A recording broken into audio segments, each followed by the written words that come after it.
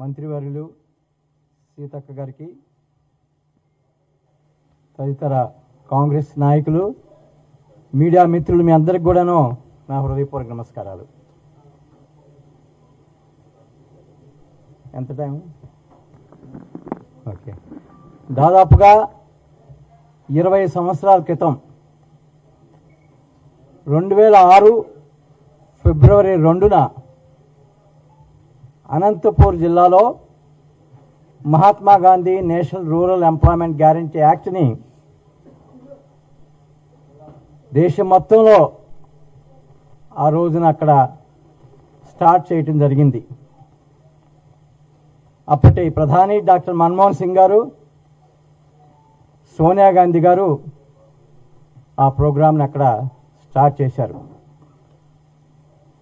ఆ ఈవెంట్ని పేద ప్రజల పండుగగా నిర్వహించే అవకాశం నాకు అప్పటి ప్రిన్సిపల్ సెక్రటరీ రూరల్ డెవలప్మెంట్గా ఉన్న నాకు దక్కింది.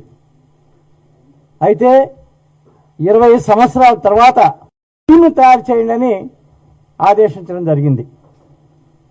అప్పట్లో ప్రిన్సిపల్ సెక్రటరీగా ఉన్న నేను ఆ చట్టం అమలు చేయటానికి ఒక మహత్తరమైనటువంటి స్కీమ్ని రూపకల్పన చేసి అప్పటి ముఖ్యమంత్రి డాక్టర్ వైఎస్ఆర్ రాజశేఖర రెడ్డి గారి ఆశీస్సులతో, వారి ఎంకరేజ్మెంట్తో ఈ చట్టాన్ని పూర్తిగా పేద ప్రజల పక్షాన నిలబడి ఆ చట్టంలో పేద ప్రజలకు ఇచ్చినటువంటి హక్కులని తూచా తప్పకుండా అమలు చేసేందుకు ఆ కార్యక్రమంలో కాంట్రాక్టర్స్కి అదేవిధంగా మెషిన్స్కి చోటు లేకుండా పేద ప్రజలకు ఇచ్చినటువంటి హక్కులన్నీ పూర్తిగా ఆ కార్యక్రమంలో ఇవ్వాలనే ఉద్దేశంతో ఆంధ్రప్రదేశ్, ఉమ్మడి ఆంధ్రప్రదేశ్ అప్పుడు చేసినటువంటి స్కీమ్ మీద భారత ప్రభుత్వం చాలా మంచిగా దాని గురించి ఆలోచించి, మరియు ఈ రాష్ట్రానికి అప్పుడు డాక్టర్ రాజశేఖర రెడ్డి గారు ఉన్నారు, ఈ చట్టం అమలులో ఎంతో విజన్తో పనిచేస్తున్నారనే ఉద్దేశంతో ఆ స్కీమ్ని, ఈ చట్టాన్ని ఆ రోజు అనంతపూర్ జిల్లాలో లాంచ్ చేయడం జరిగింది.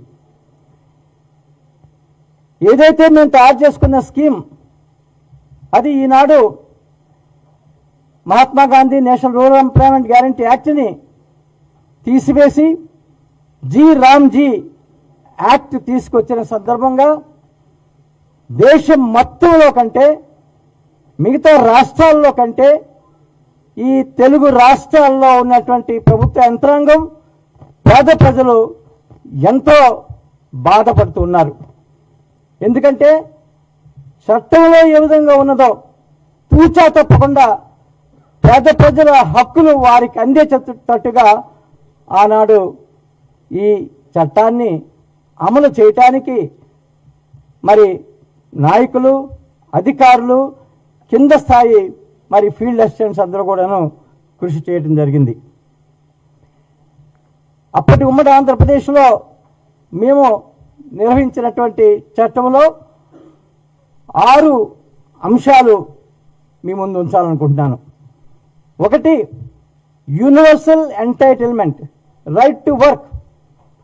రూరల్ ఏరియాలో ఏ ఊర్లోనైనా ఎవరైనా కూడాను ఫలానా వాళ్ళకి సెలెక్ట్ చేయాలని లేదు, సెల్ఫ్ సెలక్షన్. ఎవరైనా కూడాను మాన్యువల్ వర్క్ చేయటానికి సిద్ధంగా ఉంటే అతనికి జాబ్ కార్డ్ అడిగే డిమాండ్, జాబ్ కార్డ్ కోసం డిమాండ్ చేసే హక్కు ఇవ్వటం జరిగింది. అంతేకాకుండా పని డిమాండ్ చేయటం, పని డిమాండ్ చేసిన 15 రోజుల్లో పని కల్పించవలసినటువంటి బాధ్యత ప్రభుత్వ యంత్రాంగం మీద ఉన్నది. పని చేసిన 15 రోజుల్లోనే వేజెస్ పే చేయవలసిన అవసరం. ఇవన్నీ కూడాను పకడ్బందీగా మొత్తం 20,000 గ్రామ పంచాయతీలు అమలు చేయటానికి ఎంతో పెద్ద ఎత్తున ఒక పబ్లిసిటీ క్యాంపెయిన్, పేద ప్రజల హక్కుల గురించి విస్తృతమైన ప్రచారం, అధికార యంత్రాంగం హక్కులు ఏ విధంగా రెస్పెక్ట్ చేయాలి, తర్వాత ఈ స్కీమ్ సుజావుగా నడిపేందుకు ఆ ప్రాసెస్లన్నిటి మీద ఎంతో కృషి చేయడం జరిగింది.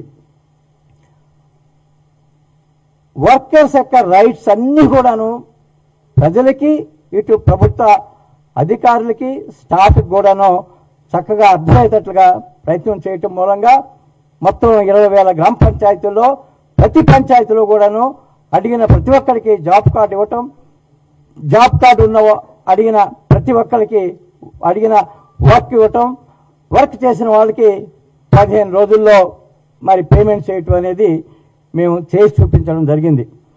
ఆంధ్రప్రదేశ్లో మరి అమలు చేసినటువంటి ఆ విధి విధానాలు మొత్తం దేశానికే ఆదర్శవంతమయ్యాయి. ఎండ్ టు ఎండ్ కంప్యూటరైజేషన్ అయితేనేమి, వర్కర్స్ యొక్క పేమెంట్స్ వాళ్ళ అకౌంట్స్లో అందజేయటం అయితేనేమి, తర్వాత వీటన్నిటికంటే ముఖ్యంగా వర్కర్స్కి అధికార యంత్రాంగాన్ని ప్రశ్నించే అధికారం వాళ్ళ చేతిలో పెట్టించేందుకు ప్రతి గ్రామంలో కూడాను సోషల్ ఆడిటింగ్ చేసేదానికి చేపట్టినటువంటి ప్రక్రియలో ఆంధ్రప్రదేశ్ ఆదర్శంగా ఉన్నది. ఈ కార్యక్రమం ఎంతో చక్కగా నిర్వహించి పేద ప్రజలకి ఎంతో మేలు జరిగింది. ముఖ్యంగా మీ అందరూ కూడా తెలుసు, ఆంధ్రప్రదేశ్లో self help groups of women అనే కార్యక్రమాన్ని పెద్ద ఎత్తున రాష్ట్రంలో అన్ని గ్రామాల్లో ఎస్సీఆర్పి తరఫున చేపట్టడం, అప్పటి ఎస్సీఆర్పి మొదటి సిఇఓగా విస్తృతంగా ఈ కార్యక్రమం మీద పనిచేసి ఒక దేశం మొత్తానికే ఒక మోడల్గా ఎస్హెచ్జి ప్రోగ్రామ్ని ఇచ్చిన సందర్భంలో ఈ సెల్ఫ్ హెల్ప్ గ్రూప్స్ని కూడాను ఈ మన్రేగా ప్రోగ్రామ్ అమలులో ఇన్వాల్వ్ చేసి వారి participation, women participation, SC ఎస్టీస్ participation చాలా మిగతా రాష్ట్రాల కంటే ఎక్కువగా ఉండేటట్టుగా ఇక్కడ మేము చూపించడం జరిగింది. ఇంకొక 5 నిమిషాలు నేను పూర్తి చేస్తాను. ఈ మన్రేగా గత 20 సంవత్సరాల చరిత్రలో కొన్ని ముఖ్యమైన విజయాలు ప్రపంచ దృష్టిని ఆకర్షించాయి. కేవలం ఒక 5 నిమిషాల్లో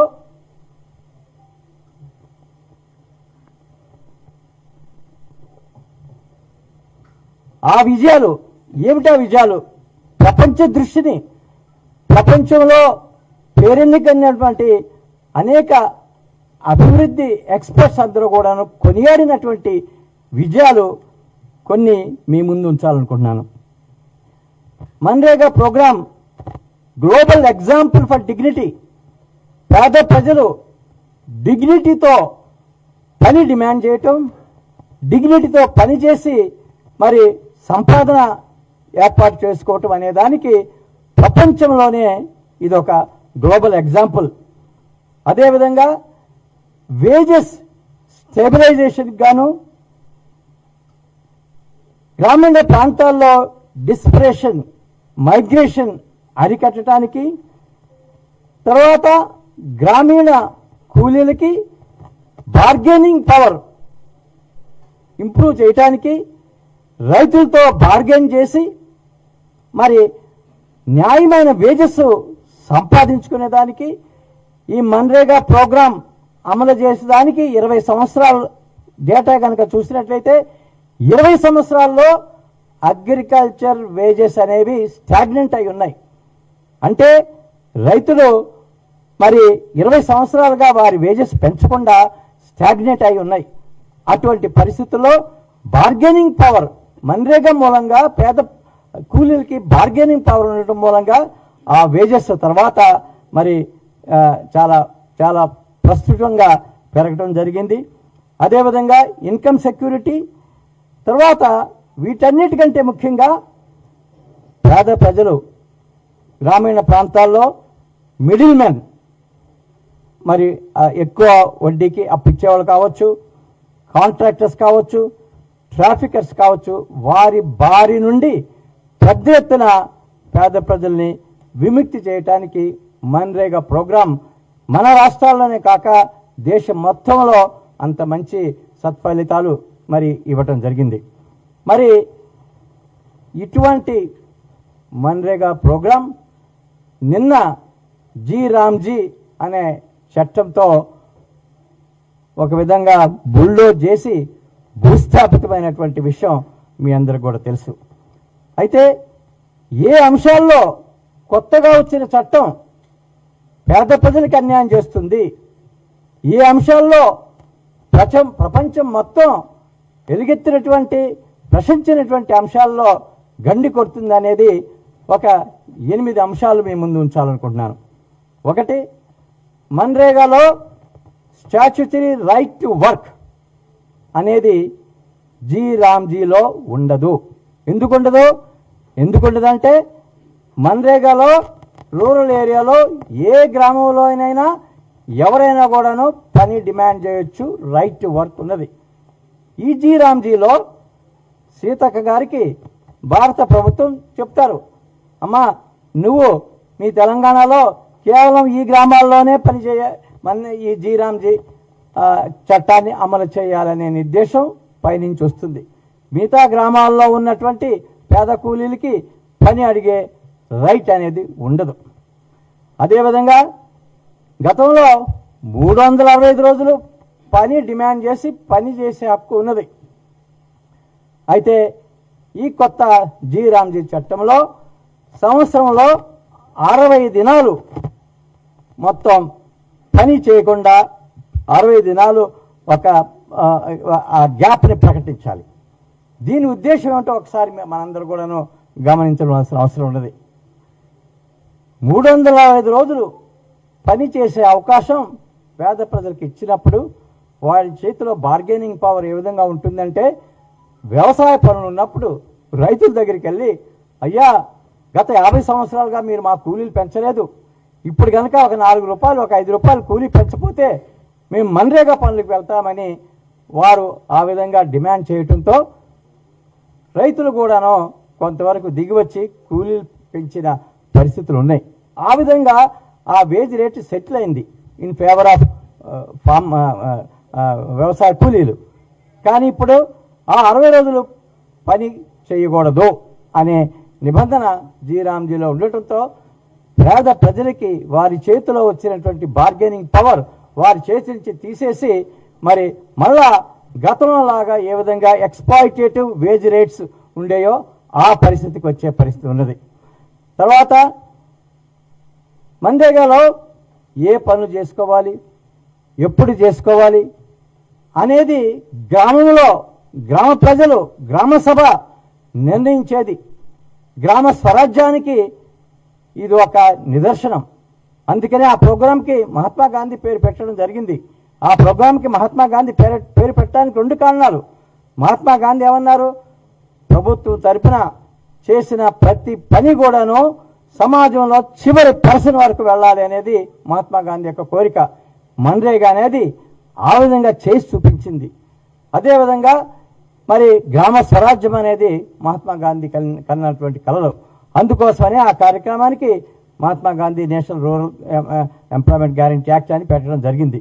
మరి ఈనాడు అటువంటి గ్రామ స్వరాజ్యం అనేది పూర్తిగా బరీ అవటం జరుగుతుంది ఈ జీ రామ్జీ బిల్లులో. ఎందుకంటే ఈ పనులు అనేది వర్కర్స్ గుర్తించడం కాదు, ఢిల్లీ నుంచి మరి ఇక్కడికి ఇన్స్ట్రక్షన్ వస్తాయి, మీరు కేవలం ఇటువంటి పనులే చేయండి అనేసి ఎక్కడో ఢిల్లీలో నిర్ణయిస్తారు. తర్వాత మొత్తం ఈ కార్యక్రమం అంతా సెంట్రల్ కంట్రోల్లో వెళ్తుంది. గతంలో కూలీలు కంట్రోల్ చేసేవారు, గ్రామ పంచాయతీలు కంట్రోల్ చేసేవారు, వారి చేతుల నుంచి సెంట్రల్ కంట్రోల్లోకి వెళ్ళటం జరుగుతుంది. తర్వాత ఈ ఫెడరల్ గవర్నమెంట్స్ ఎవరితో కూడాను కన్సల్ట్ చేయలేదు. ఈ కార్యక్రమం అమలు చేసేది పూర్తిగా స్టేట్ గవర్నమెంట్స్. ఈ కార్యక్రమం A to Z అమలు చేసేది state governments. Funds government of India నుంచి రావచ్చు కాక 90% అవి కూడాను స్టేట్లో కలెక్ట్ చేసిన డబ్బే. అయినా కూడాను ఈ చట్టం తీసుకొచ్చేదానికి కనీసం ఒక్క స్టేట్తో కూడా కన్సల్ట్ చేయలేదు, ఒక్క రాజకీయ పార్టీతో కూడా కన్సల్ట్ చేయకుండా మరి ఈ చట్టాన్ని ఆమోదం పొందడం జరిగింది. ఫండింగ్లో 60-40, ఇదివరకు 90-10 ఉండేది, ఇప్పుడు 60-40. దీని మూలంగా పేద రాష్ట్రాలు, ఏ రాష్ట్రాల్లో అయితే ఈ కార్యక్రమం యొక్క అవసరం ఎక్కువ ఉంటుందో ఆ రాష్ట్రాలు పేద రాష్ట్రాలు, ఆ రాష్ట్రాలకి బడ్జెట్ తక్కువ ఉంటుంది, ఆ రాష్ట్రంలో ఈ కార్యక్రమానికి పెద్ద ఎత్తున గండిపడే అవకాశం ఉన్నది. అదేవిధంగా అటెండెన్స్ డిజిటైజేషన్, పేమెంట్ ఆధార్ మూలంగా అనేక ఇబ్బందులు వస్తుంది. అసలు ఈ కార్యక్రమం ఒకసారి చూసినట్లయితే 2014 నుంచి మొన్నటి వరకు భారత ప్రభుత్వం ప్రతి సంవత్సరం ఏదో విధంగా ఈ కార్యక్రమాన్ని గండి కొట్టాలనే ఉద్దేశంతో ఫండ్స్ తగ్గించడం, డిలే పేమెంట్ చేయటం, తర్వాత డిజిటల్ అనే పద్ధతిలో మరి కూలీలకి ఎన్నో కష్టాలు తీసుకొని రావటం, ఇవన్నీ కూడా మనం చూసాం. మనం చూసాం ఈ విధంగా ప్రధానమంత్రి గారు మొదటిసారిగా ప్రధానమంత్రి అయిన తర్వాత పార్లమెంట్లో మాట్లాడుతున్నప్పుడు మన్రేగా గురించి చాలా చులకనగా మాట్లాడిన పరిస్థితి. అయితే మీ అందరు కూడాను నేను ఈ సందర్భంగా ఒక విషయం మనవి చేస్తున్నాను. కోవిడ్ టైంలో అన్ప్లాన్డ్ లాక్అవుట్ మూలంగా, అన్ప్లాన్డ్ ఆ చర్య మూలంగా కొన్ని లక్షల మంది వ్యవసాయ కూలీలు మరి ఏ విధంగా ఆ మైగ్రెంట్ వర్కర్స్ గ్రామాలు తిరిగి వెళ్ళినప్పుడు గ్రామాల్లో వాళ్ళు చనిపోకుండా, ఆకలితో చనిపోకుండా కొన్ని లక్షల మందిని సేవ్ చేసింది మన్రేగా ప్రోగ్రాం. మరి అటువంటి ప్రోగ్రాంని ఈనాడు పూర్తిగా భూస్థాపితం చేయడం జరిగింది. చివరగా నిన్నటి నుంచి గవర్నమెంట్ ఆఫ్ ఇండియా నుంచి చాలా అడ్వర్టైజ్మెంట్లు వస్తున్నాయి, చాలా వీడియోలు వస్తున్నాయి. ఏ విధంగా ఈ కొత్త ప్రోగ్రాం పేద ప్రజలకి ఎంతో మేలు చేస్తుంది అన్నట్టుగా. అవన్నీ కూడాను హోప్స్. 125 days అనేది 100 days నుంచి 125 days అనేది అదేదో గొప్పగా చెప్పుకుంటున్నారు. అందులో నిజమైన విషయం మీకు నేను తెలియజేస్తున్నాను. గత 20 సంవత్సరాలుగా 100 రోజుల గ్యారంటీ ఉన్నా కూడాను నిధుల కొరత మూలంగా, సరైనటువంటి అనుకున్న పద్ధతిలో అడ్మినిస్ట్రేటివ్ రెస్పాన్స్ లేకపోవటం మూలంగా యావరేజ్గా దేశం మొత్తంలో ఒక కుటుంబం 100 రోజులకు గాను సాధించుకున్నది 45 రోజులు మాత్రమే. తెలంగాణలో అది 46 రోజులు. అంటే నిజంగా పేద ప్రజలకి మేలు చేయాలనుకున్నప్పుడు ఈ అడ్డంకులను తొలగించి ఫండ్స్ తొందరగా పంపించి తొందరగా అమలు చేసే పద్ధతి చేసినట్లయితే ఆ 45 రోజులల్లా 60 రోజులు 70 రోజులు అయ్యేది. కానీ అది వదిలేసి ఊరికే అందరినీ డిసీవ్ చేయడానికి 100 రోజుల నుంచి 125 రోజులు పెంచుతున్నాం అనేది మాత్రం ఒక హోక్స్ మాత్రమే. చివరగా నేమ్ చేంజ్ అనేది ఈనాడు ఏ భారతీయుడు కూడానో ఈ యొక్క డెసిషన్తో ఏకీభవించరు. వారందరి మనసులో మెదులుతుంది ఒకటి, మరొక అభినవ గాడ్సే వచ్చి మహాత్మా గాంధీని మరొకసారి చంపేశారనే భావన ఎంతోమంది ప్రజల్లో మెదులుతోంది. ఇవన్నీ కూడాను దృష్టిలో పెట్టుకొని కాంగ్రెస్ పార్టీ ప్రతి రాష్ట్రంలో ఈ విధంగా ఏఐసిసి లీడర్స్తో ప్రెస్ మీట్లు పెట్టి ప్రతి రాష్ట్రంలో మన్రేగా వర్కర్స్ అందరినీ కూడాను మొబిలైజ్ చేసి క్యాంపెయిన్ చేసి మరి ఈ జీ రామ్జీ చట్టానికి వ్యతిరేకంగా పెద్ద ఎత్తున మూవ్మెంట్ చేయడానికి ఈనాడు ఏఐసిసి నిర్ణయం తీసుకున్నారు. ఆ నిర్ణయం మేరకు అన్ని రాష్ట్రాల్లో ఈ విధంగా ఏఐసిసి లీడర్స్తో ప్రెస్ కాన్ఫరెన్స్లు పెట్టి ఆ తర్వాత ప్రతి ప్రదేశ్ కాంగ్రెస్ కమిటీ ఈ విధంగా వాళ్ళ రాజ్యంలో అన్ని గ్రామాల్లో పేద ప్రజల్ని, మన్రేగా కూలీల్ని మరి కనెక్ట్ అవుతూ వారిని మొబిలైజ్ చేసి ఈ విషయాలన్నీ వారికి తెలియజేయటానికి పెద్ద ఎత్తున కార్యక్రమం చేయడానికి ఈనాడు కాంగ్రెస్ పార్టీ నిర్ణయించుకున్నది. ఈ సందర్భంగా నాకు మిమ్మల్ని అడ్రస్ చేసే అవకాశం కల్పించినందుకు మీ అందరికీ ధన్యవాదాలు తెలియజేస్తూ మరి రాష్ట్రానికి సంబంధించిన విషయాలు ఇంకా యాక్చువల్గా ఈ ప్రోగ్రాం అమలు చేస్తున్నటువంటి మంత్రిగా, ప్రజల గుండె చప్పుడు అర్థం చేసుకోగలిగిన మంత్రిగా మరి ఇప్పుడు సీతక్క గారు మాట్లాడతారు. పత్రికా మీడియా సోదరులకు పేరు పేరున నమస్కారాలు. ఈరోజు ఉపాధి హామీ చట్టం మహాత్మా గాంధీ పేరుతోటి మరి పేదలకు ఉపాధి కల్పించాలి, వలసలు తగ్గించాలి, మరి వెట్టి చాకిరి నుంచి విముక్తి కల్పించాలి అనేటువంటి లక్ష్యంతో ఒక ప్రధాన పాత్ర ఉమ్మడి ఆంధ్రప్రదేశ్లో ప్రిన్సిపల్ సెక్రటరీగా ఉంటూ ప్రధాన పాత్ర పోషించినటువంటి ఈనాటి మా AICC general secretary, AICC incharge Jharkhand Kuppula Raju గారికి, అదేవిధంగా మీడియా చైర్పర్సన్ రామ్మోహన్ రెడ్డి గారికి, మరి అదేవిధంగా శ్రావణ్ గారికి, ఇతర ప్రీతం గారికి, ఇతర సోదరులు బల్లన్న గారికి, వేదిక మీద ఉన్న సోదరులందరికీ పేరు పేరున హృదయపూర్వక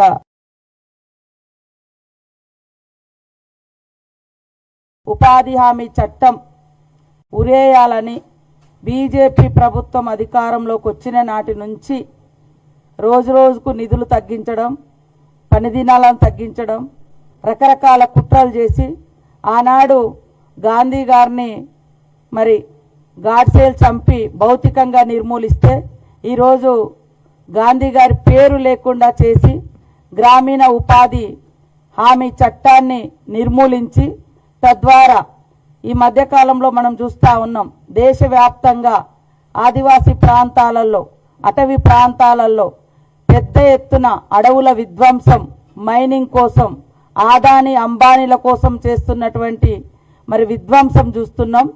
అక్కడ ఈ కూలీ ఇక్కడ లేకుండా చేసి, ఉపాధి హామీ చట్టం లేకుండా చేసి అక్కడ వెట్టి చాకిరి కోసమో లేదా ఇంకొక రకంగా చేసే కుట్రలో భాగమే ఈరోజు ఈ జీ రామ్జీ ఉపాధి హామీ చట్టం అని ఈ సందర్భంగా తెలియజేస్తా ఉన్నాను. ఉపాధి హామీ చట్టం ద్వారా ఒక పని అనేది అడుక్కుంటే వచ్చేది కాదు, అది హక్కులాగా ఆనాడు యూపీఏ చైర్పర్సన్ సోనియమ్మ గారు, మరి ప్రధానమంత్రి మన్మోహన్ సింగ్ గారు, ఇలా రాజు సార్ లాంటి మేధావులు, అదేవిధంగా మరి చాలా గొప్ప నాయకులు దాదాపుగా 4 సంవత్సరాలు అన్ని రకాలుగా డిస్కషన్ చేసి చట్టం తీసుకొస్తే ఈరోజు జీరామ్జీ చట్టానికి 4 రోజులనే పురుడు పోసి 4 ఏళ్లుగా కష్టపడి తీసుకొచ్చినటువంటి మరి మహాత్మా గాంధీ గ్రామీణ ఉపాధి హామీ చట్టాన్ని అత్యంత దారుణంగా చంపేయడం జరిగింది. ఈరోజు మనం చూస్తే గతంలో దేశవ్యాప్తంగా ఉన్నటువంటి పని దినాలను రోజు రోజుకు తగ్గిస్తే లాస్ట్ ఇయర్ గత ఏడాదితో పోలిస్తే దేశవ్యాప్తంగా 45 కోట్ల పని దినాలు తగ్గించారు ఈ ఇయర్. అదేవిధంగా గతంలో మనకు 12 కోట్ల పని దినాలు వస్తే ఈసారి మరి 5 కోట్ల పని దినాలకు కోత పెట్టారు. చెప్పడానికేమో 100 రోజుల పనిని 125 రోజులు అని చెప్పిండ్రు, కానీ అది అంతర్గతంగా మొత్తం కూడా దాన్ని తగ్గించే కుట్రనే. దాంట్లో భాగంగానే ఈరోజు పేరు మార్చుడు కానీ లేదా పని దినాలు కూడా గతంలో 200 రకాల పని దినాలు ఉండేది. ఆ గ్రామంలో ఆ పని అనేది 200 రకాల పనులు చేసుకునేది.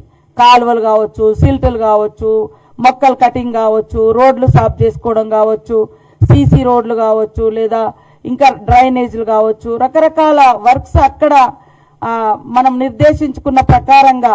మరి అదేవిధంగా ఇంకా పర్సనల్ అసెట్స్ కూడా వ్యవసాయం చేసుకున్నా మనం వాళ్ళకు కొంత ఫలసాయం తీసినా, కొత్త పంటలు తీసినా వాళ్ళకు పర్సనల్గా కూడా మనము డబ్బులు ఇచ్చేటువంటిది ఉపాధి హామీ కూలీ చట్టంలో. కానీ ఈరోజు అది లేకుండా అత్యంత దుర్మార్గంగా ఈనాటి బీజేపీ ప్రభుత్వం వ్యవహరించడం జరిగింది.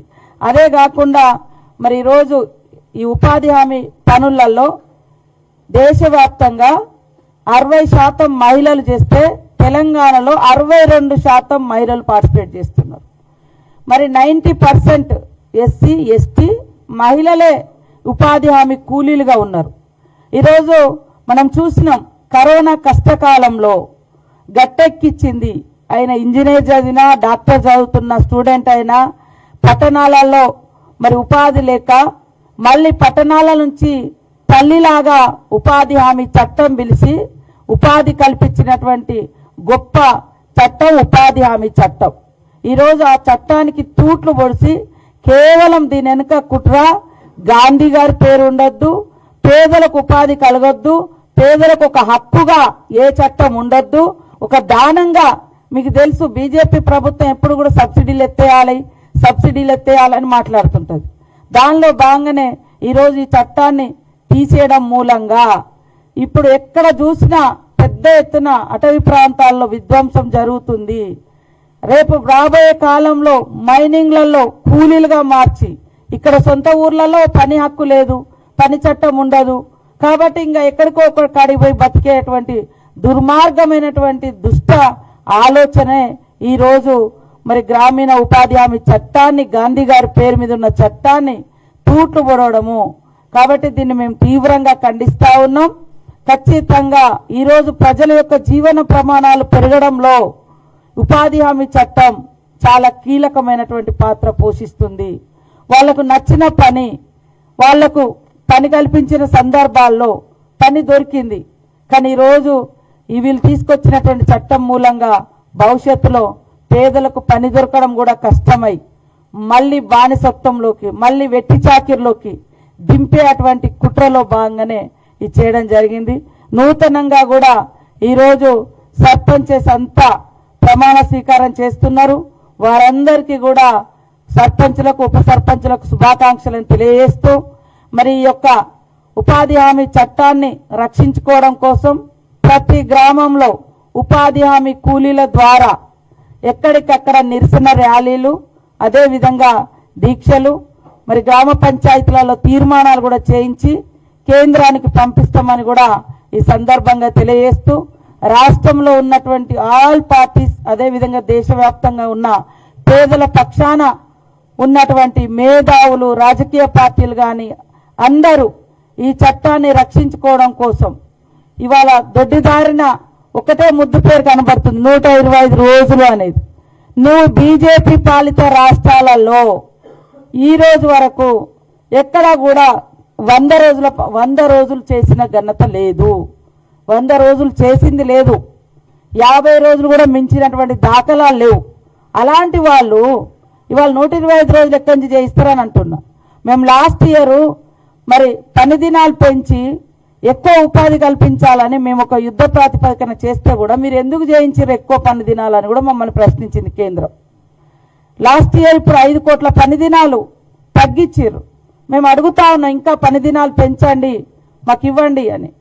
కాబట్టి అంతకుముందు 12 కోట్ల పని దినాలు ఉంటే ఈరోజు 6.5 కోట్ల పని దినాల వరకే, 6.5-7 కోట్ల పని దినాలకే పరిమితం చేశారు. అది కూడా మధ్యలో పోయి మేము అడిగితే 1-2 ఇచ్చారు.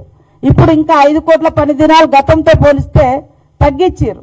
అంటే వీళ్ళకి ఎక్కడో ప్రేమ ఉందంటే ఎక్కడ ఉంది? 125 రోజులు ఇస్తామనేది అంత బోగస్. అది మీరు నిజంగా అట్లా ఇవ్వాలనుకుంటే మేము తీసుకొచ్చినటువంటి చట్టాన్ని ఇంకా పటిష్టం చేయడం కోసం మీరు ఇంకా పని దినాలు పెంచాలి, ఏది డబ్బులు ఇవ్వాలి. కానీ మీరు గతంలో అన్ని ఈ చట్టం తెచ్చేటప్పుడు మాత్రం 125 అన్నాడు. కానీ 100 రోజులు కూడా మీరు పని చేయించలేకపోయారు. మీ బీజేపీ పాలిత రాష్ట్రాల్లో 50 కూడా మించినటువంటి మా దాఖలాలు కనబడడం లేదు.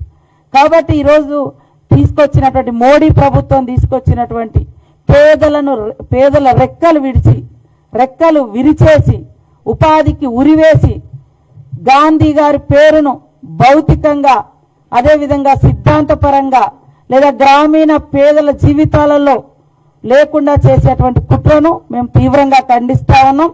ఆల్ పార్టీ సర్పంచెస్, అన్ని గ్రామాలలో సర్పంచెస్ కూడా కూలీల పక్షాన నిలబడి మరి మనకు అక్కడ ఏం పని అవసరం ఉందో అది పెట్టుకునే అవకాశం మనకు లేకుండా చేసేటువంటి కుట్రను కూడా తిప్పికొడుతూ ఈ ర్యాలీలు కూడా మరి 27-28 అనేది తొందరలోనే డిసైడ్ చేసి చెప్తాం. అందరూ ఇవాళ ప్రమాణ స్వీకారం ఇవాళ రేపు ఎల్లుండి ఇట్లా పెట్టుకున్నారు. కాబట్టి దీని మీద కూడా ఖచ్చితంగా సర్పంచెస్, గ్రామీణ ఉపాధి కూలీలు అందరూ కూడా పార్టిసిపేట్ అయ్యే విధంగా ఈ తీసుకొచ్చినటువంటి జీరాంజీ చట్టాన్ని కూడా దాంట్లో ఉన్న కుట్రలు కుతంత్రాలు కూడా పబ్లిక్ వివరిస్తామని తెలియజేస్తా ఉన్నాం. నమస్కారం. సరే, అది వేరే, ఆ తోలు తీసినప్పుడు చూద్దాం. కానీ ఇప్పుడైతే ఇది ఇప్పుడు ఉపాధి హామీ చట్టం మీద మేము మాట్లాడుతున్నాం. ఎందుకంటే చాలా మంది పేదలు ఉన్నారు. ఉపాధి లేకుంటుంటే గ్రామీణ వ్యవస్థలో మరింత పేదరికం వచ్చే ప్రమాదం మీకు అందరికి తెలుసు. కాబట్టి ఫ్లెక్సిబుల్గా ఉన్న చట్టం ఇది. అంటే వాళ్లకు పని కల్పించడం మన బాధ్యత, పని అడగడం వాళ్ళ హక్కుగా ఉండి తర్వాత వాళ్ళ ఊర్లలో ఎలాంటి పనులు చేసుకోవాలో వాళ్ళే నిర్ణయించుకునే హక్కు కూడా వాళ్ళకు ఉండే. ఇప్పుడు అలాంటివన్నీ కూడా తీసేయడంతో చాలా ప్రమాదం ఏర్పడుతుంది గ్రామీణ అభివృద్ధికి. కాబట్టి దాన్ని మేము బీజేపీ తీసుకొచ్చిన ప్రభుత్వాన్ని ఖండిస్తా ఉన్నాం.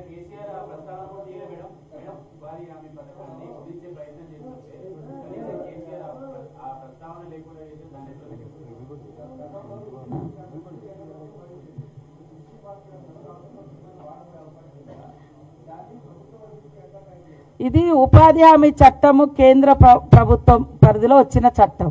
కేంద్రమే 100% భరించే చట్టం ఆనాడు తీసుకొచ్చింది. కానీ ఈరోజు బాధ్యతను వదిలేస్తున్నారు. కేంద్రం బీజేపీ ప్రభుత్వం వదిలేసి, రాష్ట్రాల మీద వదిలేసి, వాళ్ళ వెనుకంతా కుట్రలు వేరే. కాబట్టి ఇందాక మీరు అన్నట్టుగా గత ప్రభుత్వం ఉపాధి హామీ చట్టం మీద ఎప్పుడు కూడా వాళ్ళు సమీక్షలు చేయలేదు. ఇలా పేదల గురించి కాదు, వాళ్ళ అధికారం కోసమే వాళ్ళు మాట్లాడుతున్నారు. ఇప్పుడు ప్రతిపక్షం ఉన్నా అధికార పక్షం ఉన్నా ప్రజలలో ఉండేటోళ్ళు ప్రజానాయకులు. మేము అధికారం ఇస్తేనే బయటకు వస్తాం, అధికారం లేకుంటే బయటికి రామనేటోళ్ళు ప్రజల నాయకులు ఎట్లయితారో మీరు ఆలోచించండి.